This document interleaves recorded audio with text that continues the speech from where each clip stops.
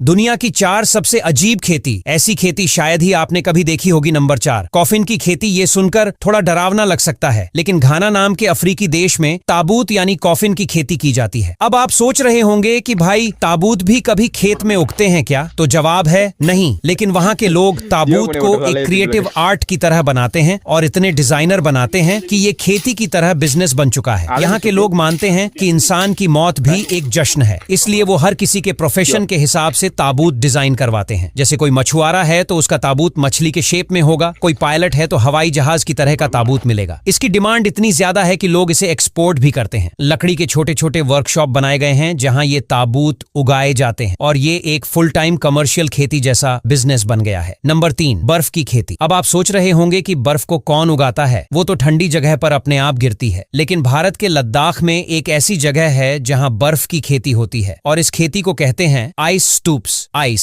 स्टूपस। लद्दाख जैसे इलाके में गर्मियों के टाइम पानी की बहुत कमी हो जाती है, तो वहां के इंजीनियर सोनम वांगचुक ने एक जुगाड़ निकाला। उन्होंने सर्दियों में बहते पानी को पाइप से ऊपर की ओर छोड़ा, जिससे वो बर्फ बन गया और कोन जैसी बर्फ की आकृति बन गई। इसी बर्फ को आइस स्तूप कहा जाता है। ये गर्मियों में धीरे धीरे पिघलती है और गांव वालों को सिंचाई के लिए पानी मिलता रहता है। ये खेती सिर्फ खेती नहीं बल्कि स्मार्ट वाटर कंजर्वेशन सिस्टम भी है, जिससे हजारों किसान अपनी जमीनों को सूखने से बचाते हैं। ये खेती देखकर आपको लगेगा कि इंसानी दिमाग अगर ठान ले तो बर्फ भी उगा सकता है। नंबर 2, कैक्टस की खेती, लेकिन खाने के लिए। आपने कांटेदार कैक्टस तो देखा ही होगा, जो आमतौर पर गमलों या रेगिस्तान में उगता है, लेकिन मेक्सिको में लोग कैक्टस को सिर्फ सजावट के लिए नहीं, खाने के लिए उगाते हैं। जी हाँ, वहाँ एक कैक्टस की स्पेशल प्रजाति होती है जिसका नाम है नोपल, नोपाल। इसका इस्तेमाल सलाद, जूस, टैकोस और यहाँ तक की मिठाइयों में भी किया जाता है। अब कैक्टस को खाना आपको अजीब लग सकता है, लेकिन मेक्सिको में ये रोज की डाइट का हिस्सा है। इसमें फाइबर, विटामिन और मिनरल्स बहुत होते हैं और हेल्थ एक्सपर्ट्स इसे सुपर फूड मानते हैं। कुछ भारतीय किसान अब इसकी